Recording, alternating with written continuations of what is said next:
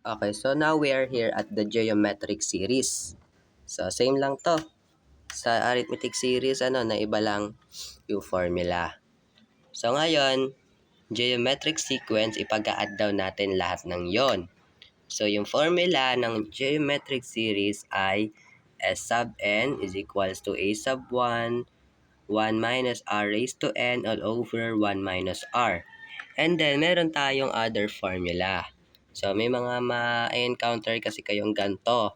So, kapag ang nakuha yung common ratio is 1, ang formula natin is S sub n is equals to A sub 1 and n.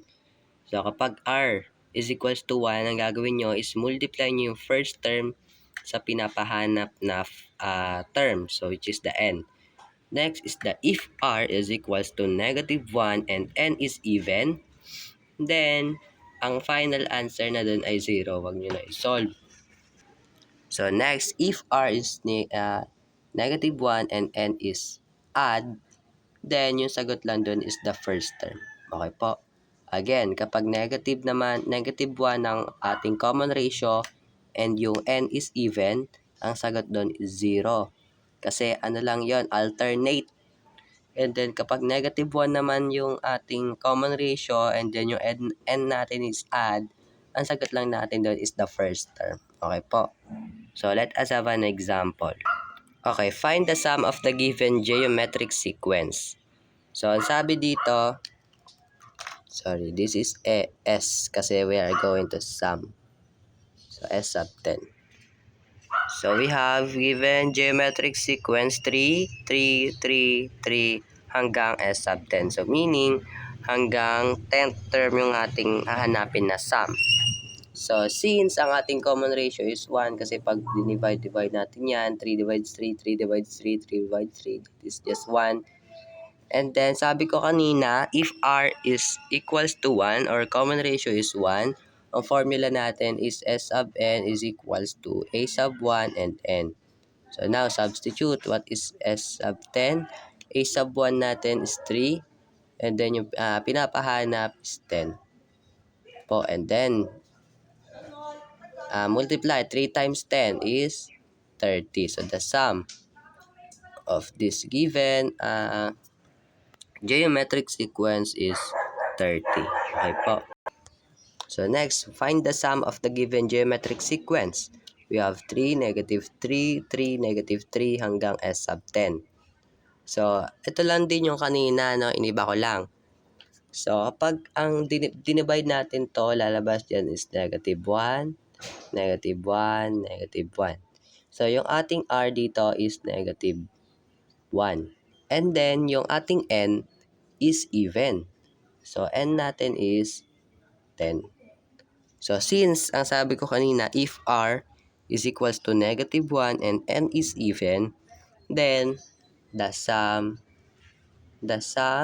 of this sequence is 0. So, therefore, S sub 10 is equals to 0. Kasi alternate lang yan eh. Positive, negative, positive, negative, positive, negative hanggang even. Then, ang sum niyan is 0. Okay po. Next. Okay, so ito pa rin yung kanina. Iniba ko lang. Yung ating even, n naman is add na. So, sabi ko kanina, if r is equals to negative 1 and n is odd, then the answer is the first term. So, kunin natin yung common ratio. Negative 3 divides 3 is negative 1. 3 divides negative 3 is negative 1. Negative 3 divides 3 is negative 1. And then, yung ating n is odd, which is 11. So, r natin is negative 1. And then, yung n natin is odd, or 11. 11 is odd number, right? And then, sabi ko kanina, pag add ang n, and r is negative 1, the answer is the first term. Ano ba yung first term natin? 3. Okay po. Huwag na kayo magpaikot-ikot pa. Kung gagamitin nyo yung formula ng geometric series, ganun lang din yun. Okay po. So now, mag-solve naman tayo ng geometric sequence using the main formula. Yung pinakita ko kanina. Okay po. Okay, so last example, we have find the sum of the 5 terms of the geometric sequence 7, 14, 28. So first, let us write the given. Given. We have a sub 1. A sub 1 natin, yung una, which is 7. N. What is N? Find the sum of the 5 terms. So 5 yung ating N. And then our common ratio, which is R, 14 divides 7 is 2. 28 divides 14 is 2. So, our common ratio is 2. Okay po. So, the formula, write natin S sub n is equals to A sub 1 and then 1 minus R raised to n all over 1 minus R. So, now let us substitute. So, we have S sub 5 is equals to 7 times 1 minus 2. N natin is 5 all over 1 minus 2. Okay po. So now, simplify again. S sub 5 is equals to 7. 1 minus 2 raised to 5 is 32. All over 1 minus 2, that is negative 1. And then, S sub 5 is equals to 7. And then 1 minus 32, that is negative 31. All over negative 1. Lipat tayo dito sa taas. We have S sub 5 is equals to 7 times negative 31. That is negative 217 all over negative 1. And then, divide natin muna yung negative. Negative divides negative, positive. And 217 divides 1, that is 217. So, this is the sum of the first 5 terms of the given geometric sequence 7, 14, 28.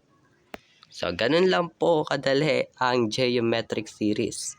Tandaan nyo lang, yung mga sinabi ko kanina na kapag ang R is negative 1, N is even, N is odd, ayun. So, para hindi na kayo maggaganyan-ganyan pang mahaba, dapat alam nyo na agad yung properties, ano? So, thank you for watching.